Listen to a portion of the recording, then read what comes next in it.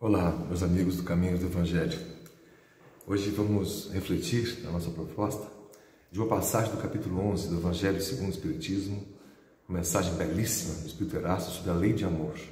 Vou permitir ler alguns trechos para a gente poder comentar juntos.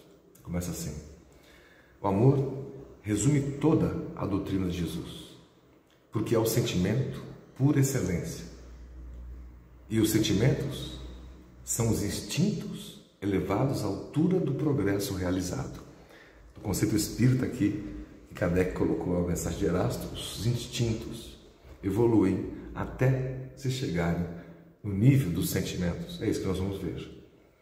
Continua ele: no seu ponto de partida, a gente lá no início, não nesta vida, mas no início da nossa caminhada enquanto espíritos, enquanto almas individuais criadas por Deus, nós só tínhamos instintos mais avançados e corrompidos pelas provas, pelas expiações, pelos erros, pelas tentativas, pelos acertos, pelas dificuldades, obstáculos. Nós temos sensações, mas instruído e purificado, depurado, nós temos sentimentos. E o amor, conclui ele essa primeira parte, é o requinte do sentimento. Então aqui uma observação.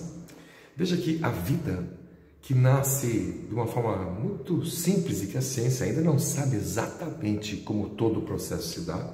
Há hipóteses, há teorias que são bem aceitas do início das condições no planeta Terra há mais de 4,5 bilhões de anos atrás, quando nós nos formamos enquanto planeta, e mais à frente, quando a formação da Lua, foi possível o controle das marés, e assim nos oceanos quentes, aquela sopa de elementos químicos, né, puderam proporcionar, de acordo com o ambiente de calor, temperatura, pressão, raios cósmicos que eram explosões de estrelas muito distantes e cujos raios cósmicos atingiam a Terra, eletrificando todo o processo. E daí nasce aquela vida unicelular, muito simples.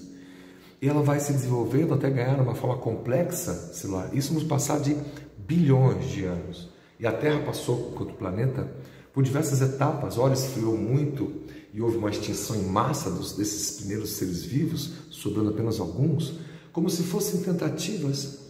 E na crença espírita, explicada por Kardec, explicada pelos espíritos, pelas obras de Chico Xavier, especialmente Emmanuel, André Luiz, nos dizendo que nesse início, esse plasma divino ali, havia a semente das formas de vida que um dia iriam existir. E todo esse processo, né, desde os elementos químicos na pedra, quase que dormitando, quase que dormindo, se movimentando loucamente, até as plantas, com um processo maravilhoso da fotossíntese. Você veja que há aí um processo, um processamento, né, de usar elementos químicos, e a sobra é exatamente o oxigênio, que permitiu depois outras formas de vida absorverem oxigênio e foram se expandindo, graças, portanto, às plantas. E os primeiros animais saíram do mar, puderam ganhar ali, os répteis, os anfíbios, né, ganhar a terra, até se desenvolverem em múltiplas formas, né, das aves aos mamíferos, aos demais espécies de vida, né, as tentativas de entender o período jurássico, né, dos dinossauros, e depois a extinção destes, isso já há 60 milhões de anos atrás, e as espécies humanas, as primeiras espécies humanas pré-históricas, né, aprendendo a se comunicar, quer dizer, o centro da laringe se deslocando até onde hoje é a nossa mais configuração física mais usual, depois que ficamos bípedes, né? E até ali nós fomos ganhando um corpo de uma série de instintos vinculados ao corpo, né, de defesa, de reação. Aprendemos a piscar quando alguma coisa invade o nosso olhar, ali muito perto, né? Os processos, o metabolismo do próprio corpo, né, são automatismos que a gente não precisa pensar e raciocinar. Agora eu vou fazer o metabolismo, agora eu preciso respirar, agora eu preciso piscar, eu preciso me defender. O corpo tem todas essas reações aprendidas ao longo de bilhões de anos de existência. E em algum momento, que nós não sabemos como, dizem os espíritos ainda, por Deus, são criados os indivíduos simples e ignorantes, eu, você e cada um de nós. recheado de instintos, que é o que diz aqui a mensagem da lei do amor. No início nós só tínhamos instintos. E o instinto é algo altamente positivo, devíamos confiar mais neles. Nós temos o instinto de conservação, de defesa, né? Essa série de proteções que nós temos, essas primeiras sensações, né? Isso nos definia, nos faziam caminhar, agrupar em famílias e, portanto, nos desenvolvemos enquanto sociedade, respeitando a liberdade do outro, de acordo com a nossa liberdade, criando regras e regulamentos para que a vida em sociedade fosse possível, senão seria caótica se cada um fizesse o que quisesse, na hora que quisesse, né? Imagina, não haveria trânsito, não haveria emprego, relação emprego, renda, trabalho, né? Com disciplinas e metas a serem cumpridas na própria vida, né? Que nós temos hoje e como conhecemos hoje, ainda em evolução. Os instintos são, portanto, especiais e denotam a nossa criação enquanto indivíduos, cujo aprendizado dos automatismos, metabolismo, respiração, o piscar, etc., já foram adquiridos em etapas anteriores do processo da vida, de forma divina, que nós não sabemos exatamente como isso acontece, mas é incrível imaginar a beleza disso tudo, não só diante da ciência, como olha para a vida, mas quando vem a espiritualidade, dizendo que o mundo não se formou por acaso. Jesus e os seus anjos, arquitetos espirituais, estavam projetando as formas, cada forma de vida foi pensada, projetada, cada flor, cada pétala, cada animal, né? Cada sistema de vida, cada chuva, cada onda do mar, cada deságue de águas de um rio no oceano, foi pensado para que a vida pudesse existir da forma que existe hoje, e a gente pudesse, quando mais evoluídos, poder conquistar e poder aprender a co-criar, lidar com a natureza, com o ambiente, com as pessoas, né? Isso é que define a raça humana enquanto consciente, enquanto inteligente.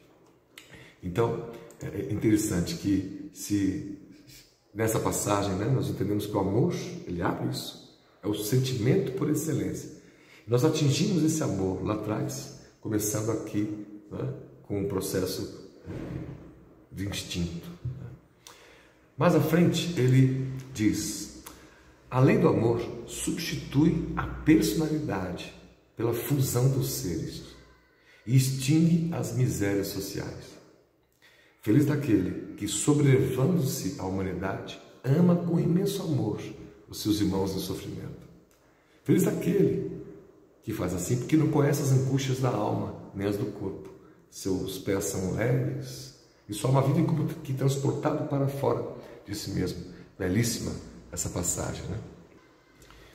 E segue ele dizendo: o Espiritismo, por sua vez, vem pronunciar a segunda palavra do alfabeto divino, amor, a primeira palavra.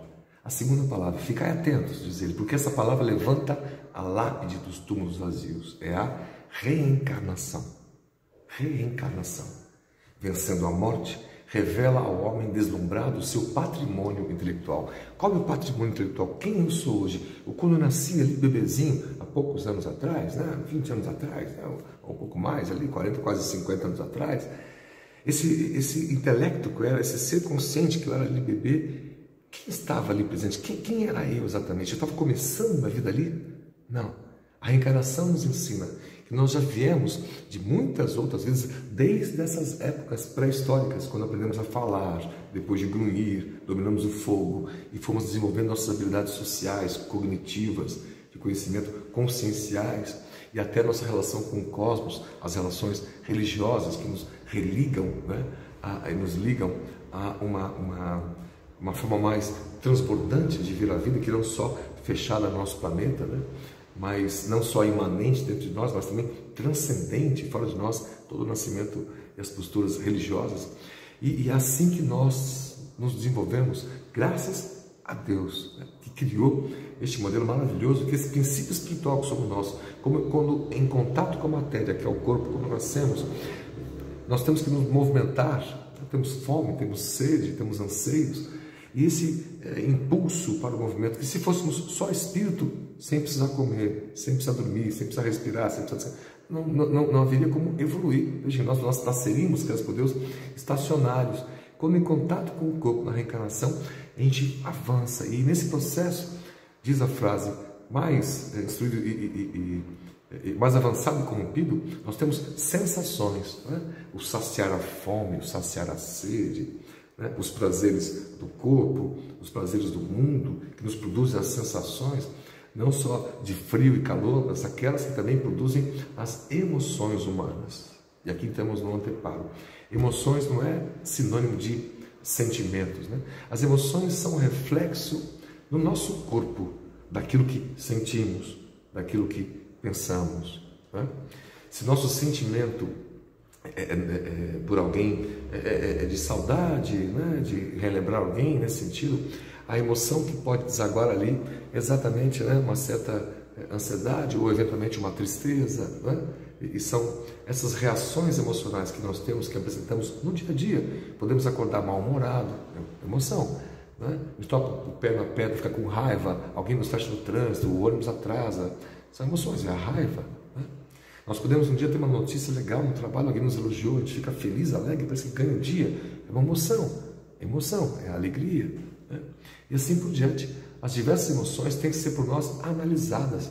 Nós somos esse conjunto de emoções, mas veja, nós não somos só esse conjunto de emoções. Isso é temporário, é passageiro, nós estamos evoluindo, né? Aprendemos a domar a raiva como emoção para ganhar um sentimento nobre de mudar as coisas, mudar o status das coisas, né? Aproveitar essa energia da raiva redirecionada, né?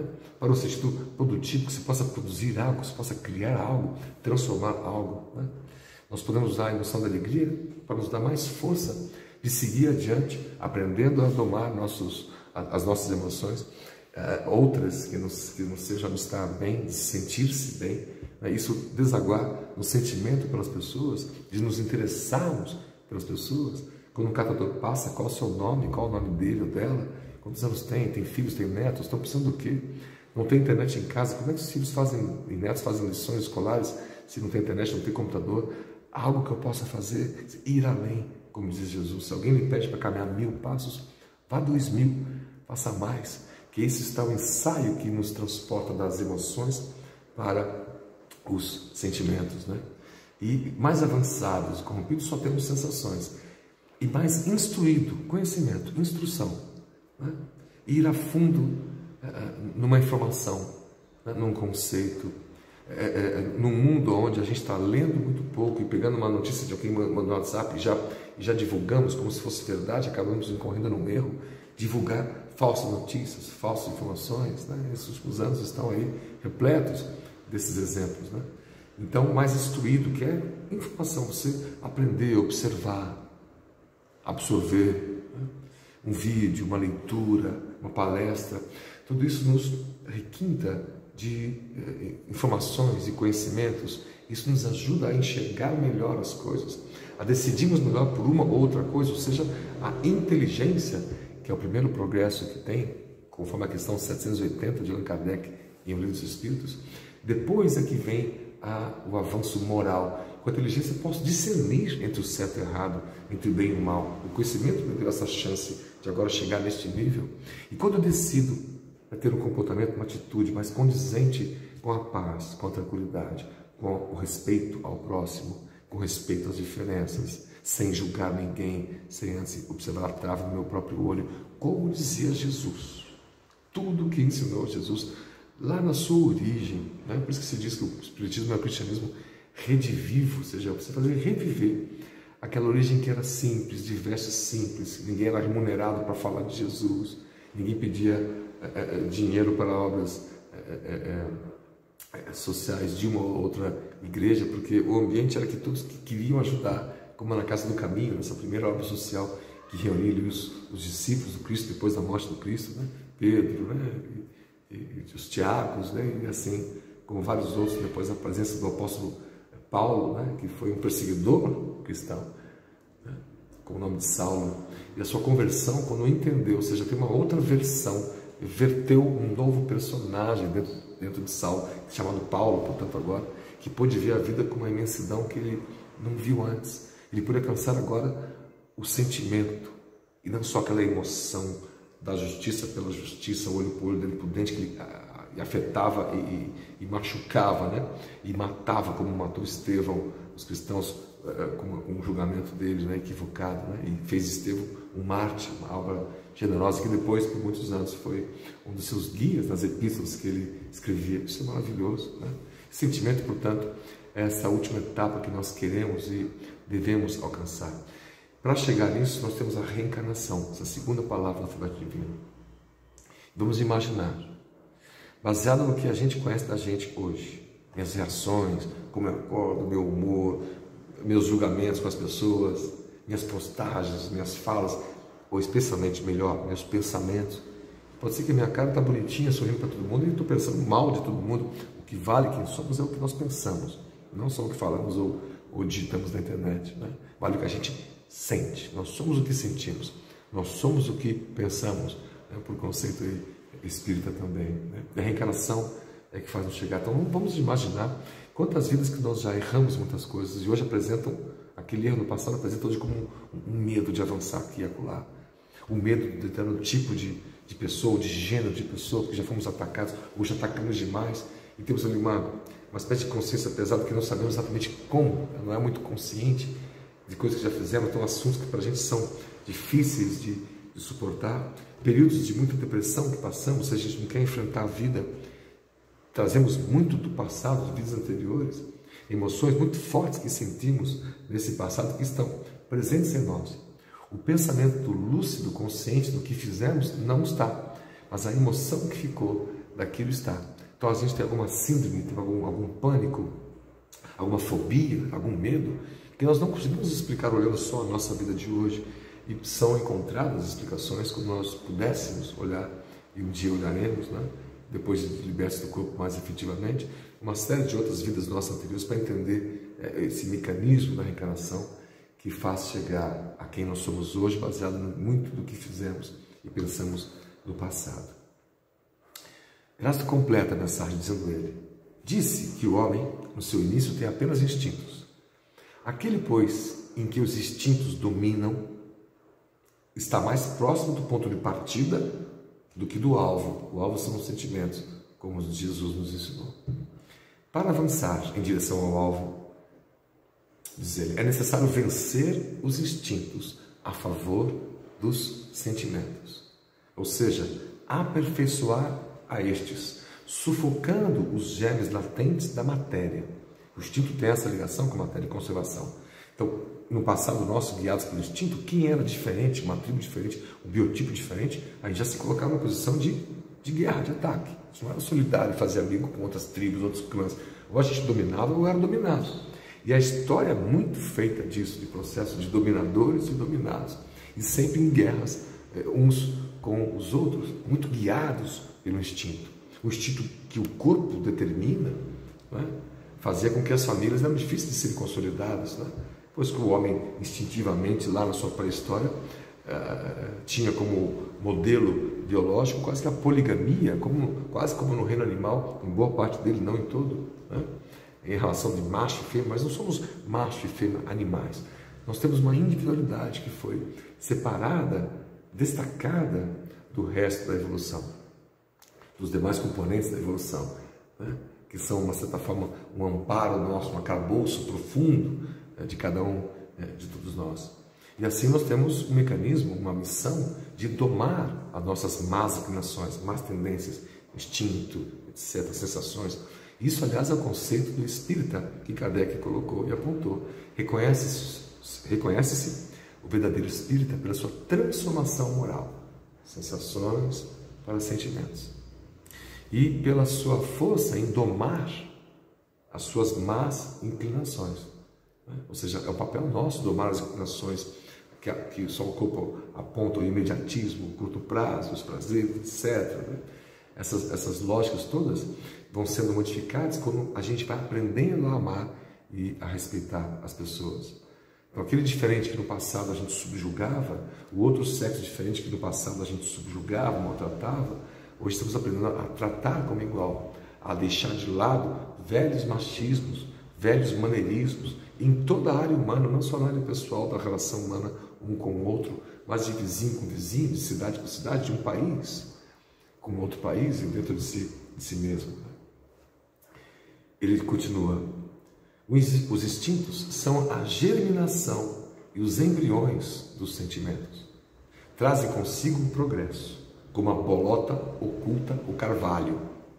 Os seres menos adiantados são os que, libertando-se lentamente de sua crisálida, permanecem subjugados pelos instintos. Então, ainda hoje, a nossa postura de julgar alguém, de apontar o dedo a alguém, que o outro errou, que aquele outro está errado, que aquele outro é assim, aquele outro é assado, faz com que a gente só olhe para fora, desrespeitando uma lei básica do amor proposta por Jesus, que não julgueis, para que não sejais julgados. O julgamento é implícito no processo de evolução, mas ele se dá de forma natural. A nossa luz, nossa capacidade de nos iluminarmos é facilmente perceptível pelos espíritos superiores. Não há como a gente esconder, como faz aqui, né? Cheio de pensamento oculto, ruim, negativo. A gente passa uma imagem, posta numa rede social, uma imagem de tão tranquilo, tão bonzinho, né? No fundo vivendo conflitos íntimos, severos.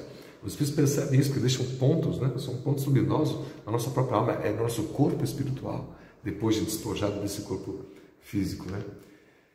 Então é muito interessante a gente perceber que enquanto as emoções, isso a ciência diz, estão ligadas ao corpo, os sentimentos estão ligados mais à mente. Ciência, eu digo mais à psicologia, né? Então você veja que no conceito espírita, a alma, ela tem a sua primeira conexão, onde a Luísa aprendemos isso, do Chico Xavier, em Evolução dos Mundos e diversos outros livros, né?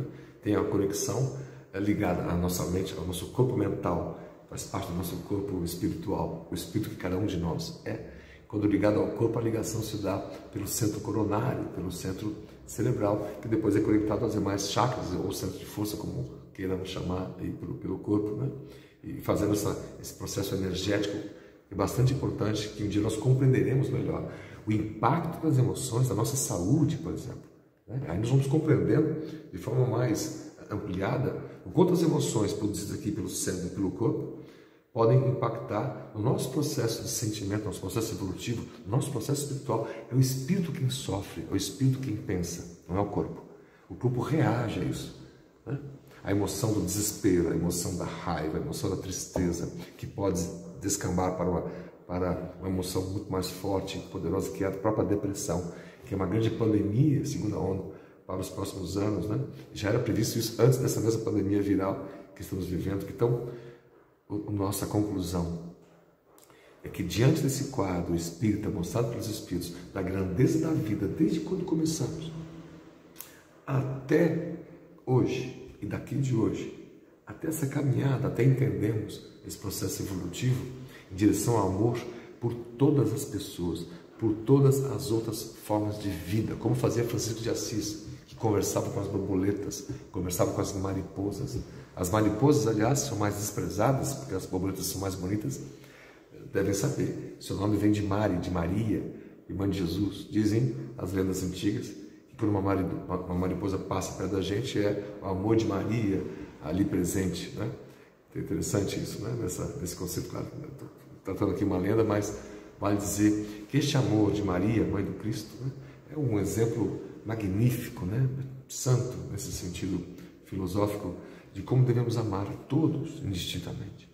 O que erra hoje e é objeto da nossa raiva e desprezo hoje é amanhã nosso irmão, pela reencarnação.